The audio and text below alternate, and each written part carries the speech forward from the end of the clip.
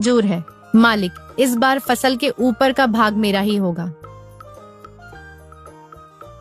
इस तरह लाली जमींदार से बात करने के बाद घर आ जाती है। इस बार भी लाली दोबारा खेती करने की तैयारी में जुट जाती है। लाली इस बार गेहूं की फसल लगाती है। कुछ दिनों बाद गेहूं की फसल काफी अच्छी उगाती है। अरे वाह, इस बार तो गेहूं की फसल खूब अच्छी दिख रही है। मजा आ गया, आने दो उस बेईमान जमींदार को, तब उससे मजा चखाती हूँ। कुछ दिनों के बाद जमींदार लाली के पास आता है।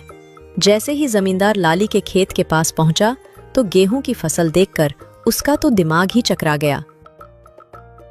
अरे ये क्या, इस लाली ने तो इस बार गेहूं की फसल लगा दी है। ये लड़की तो जितना मैं सोच रहा था उससे कहीं होशियार निकली। प्रणाम मालिक, कैसे हैं आप? ठीक तो है ना? देखिए मालिक, इस बार मैंने गेहूं की फसल लगाई है और आपकी शर्त के अनुसार फसल के ऊपर का हिस्सा मेरा होगा और नीचे का हिस्सा आपका होगा। इस तरह अपनी चतुराई से लाली ने दोबारा जमींदार बलवंत सिंह को मूर्ख बना दिया और जमींदार एक बार फिर से धोखा खाकर गुस्से से तिलमिला गया। अरे मालिक, उस पिद्दी सी लड़की का दिमाग तो देखिए। आप जैसे इतने बड़े चालबाज जमींदार को उसने फिर से मूर्ख बना दिया। तुम सही कह रहे हो झुमरू, मैं तो उसे बच्ची ही समझ रहा था और उस बच्ची ने मुझे फिर से मूर्ख बना दिया। अगली बार उसे आने दो, फिर उसे बताता हूं कि जमींदार बलवंत सिंह क्या चीज है।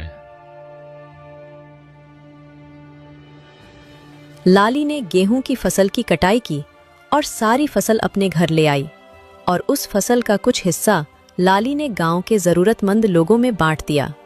लाली और बिरजू दोनों बहुत ही खुश थे। कुछ दिनों बाद फिर से फसल उगाने का समय आ गया।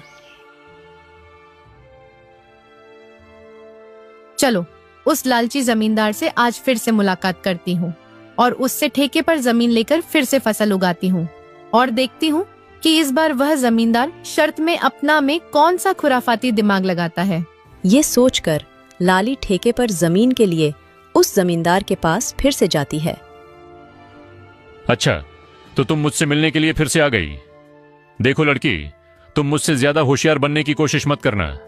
मैं भी जमींदार बलवंत सिंह हूँ। मुझे होशियारी नहीं आती है मालिक, मैं तो एक गरीब किसान की बेटी हूँ। होशियार तो आप लोग हैं जो गांव के गरीब किसानों की मजबूरी का फायदा उठा रहे हैं। अपनी जुबान पर काबू रखो लाली। ये तुम क्या बोले जा रही हो? जिस काम के लिए आई हो वो बात करो। यहाँ ज्यादा ज्ञान बांटने की जरूरत नहीं है। ठीक है मालिक, चलिए काम की बात करते हैं। मुझे इस बार भी आपकी जमीन ठेके पर चाहिए।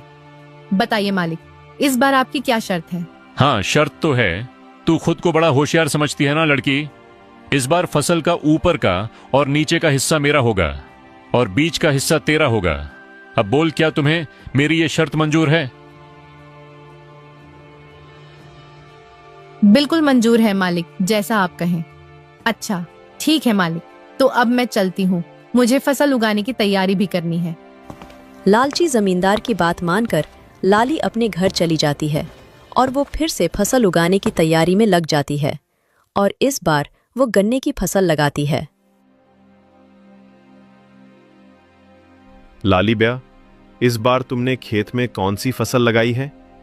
पिताजी, इस बार मैंने गन्ने की फसल लगाई है। फसल काफी अच्छी हुई है